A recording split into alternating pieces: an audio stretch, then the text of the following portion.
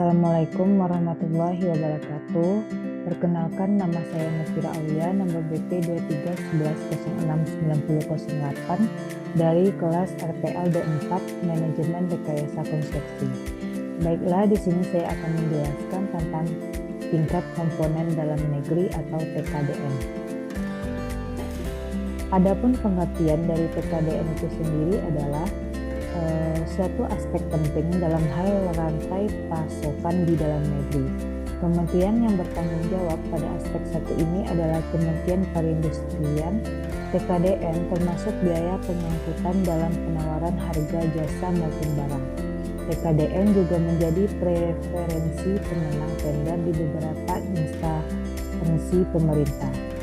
Nah, sedangkan produk dalam negeri adalah barang atau jasa termasuk rancang bangunan dan perekayasaan yang diproduksi atau dikerjakan oleh perusahaan yang berinvestasi dan berproduksi di Indonesia menggunakan seluruh atau sebagian tenaga kerja warga negara Indonesia dan prosesnya menggunakan bahan baku atau komponen yang seluruh atau sebagian berasal dari dalam negeri.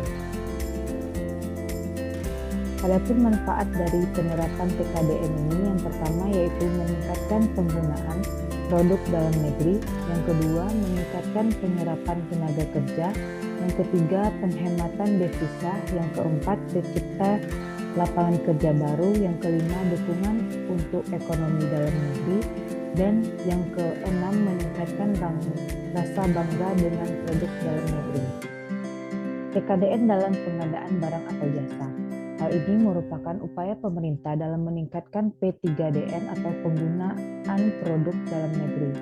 Maka dari itu, di dalam peraturannya, pemerintah mewajibkan penggunaan produk negeri yang digunakan oleh komponen berikut, seperti yang pertama yaitu sumber pembiayaan yang berasal dari APBN, yang kedua sumber pembiayaan yang berasal dari APBN juga diperuntukkan untuk BUMN dan BUMD melalui kerjasama antara pemerintah dan swasta. Nah, adapun rumus mencari TKDN ini yaitu biaya material langsung dijumlahkan dengan tenaga kerja langsung dan ditambah dengan overhead. Sektor prioritas dalam penetapan TKDN. Persyaratan nilai TKDN pada setiap proses tender pengadaan barang atau jasa bertujuan untuk mendukung program pemerintah dalam meningkatkan industri dalam negeri.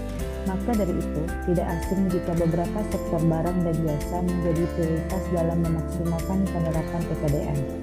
Berikut ini sektor-sektor prioritas pemerintah dalam penerapan TKDN. Yang pertama yaitu industri alat-alat kesehatan dengan nilai prioritas kurang besar dari 60%. Yang kedua, industri alat-alat atau mesin pertanian dengan nilai prioritas besar dari 43%. Yang ketiga, industri peralatan minyak dan gas dengan nilai prioritas besar dari 24-40%. Yang keempat yaitu industri listrik nasional dengan nilai prioritas besar dari 40%. Yang kelima, industri pembangkit listrik dengan nilai prioritas besar dari 30-70%. Dan yang keenam, industri gardu induk dengan nilai prioritas besar dari 17-65%. Tugas pekerja dalam TKDN. Tugas yang pertama yaitu melakukan pengawasan terhadap nilai TKDN, sertifikat TKDN dan keberlakuannya, serta mesin kontraktan dengan daftar inventaris barang atau jasa dalam negeri yang diterbitkan oleh kementerian yang menyelenggarakan urusan pemerintah di bidang perindustrian.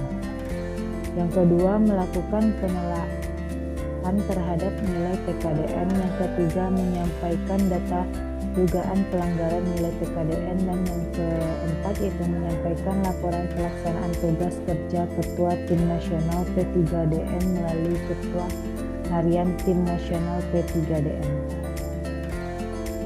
Penerapan TKDN pada tiap tahapan PDJ.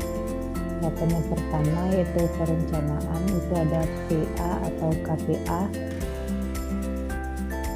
melakukan identifikasi kebutuhan dan penetapan barang atau jasa sudah memperhatikan TKDN. Yang kedua, mencari informasi nilai TKDN dari barang dan jasa yang dibutuhkan. Yang ketiga, perlu menghitung target TKDN yang akan ditentukan. Yang kedua, persiapan. Persiapan itu ada PPK dan Pokja PP. Tugas PPK yang pertama itu penyusunan spek HPS atau draft kontrak. Yang kedua, memastikan nilai TKDN yang menjadi target. Nah, tugas Pokja atau PP ini yaitu mencantumkan persyaratan TKDN dalam dokumen pemilihan. Yang ketiga itu tender. Pokja atau PP bertugas mengevaluasi dokumen penawaran. Yang kedua, memeriksa data dokumen TKDN, mencek daftar inventaris, dan mencek perhitungan TKDN gabungan B dan J. Selanjutnya itu penyedia. Penyedia mengajukan penawaran TKDN barang, komitmen TKDN jasa. Yang keempat yaitu pelaksanaan pekerjaan. Di sini ada penyedia yang melaksanakan pekerjaan sesuai dengan penawaran.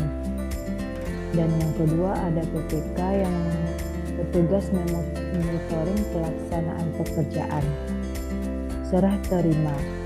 Pada serah terima ini terdapat penyedia yang menyerahkan pekerjaan sesuai dengan kontrak dan PPK menerima pekerjaan dan APID melakukan pengawasan. Kewajiban penggunaan produk dalam negeri berdasarkan nilai TKDN dan BMP. Dasar hukum yang berlaku yaitu Pasal 66 Peraturan Presiden Nomor 16 Tahun 2018 tentang BPJP beserta perubahannya. Kewajiban penggunaan PDN, penggunaan produk dalam negeri pada PBJ diwajibkan apabila terdapat produk dalam negeri dengan nilai penjumlahan TKDN dan BMP paling sedikit 40%. Nilai TKDN dan BMP mengacu pada daftar investasi barang atau jasa dalam negeri yang diterbitkan oleh Kementerian Perindustrian. Ini merupakan TKDN ditambah dengan BMP harus besar dari 40%. Verifikasi TKDN dan nilai bobot manfaat perusahaan. Verifikasi TKDN adalah kegiatan menghitung nilai TKDN barang atau jasa dan nilai bobot manfaat perusahaan berdasarkan data yang diambil atau dikumpulkan dari kegiatan usaha produsen barang, perusahaan jasa, atau penyedia gabungan barang dan jasa. Berikut ini adalah contoh dari produk dalam negeri. Sekian presentasi dari saya tentang TKDN. Saya ucapkan terima kasih. Wassalamualaikum warahmatullahi wabarakatuh.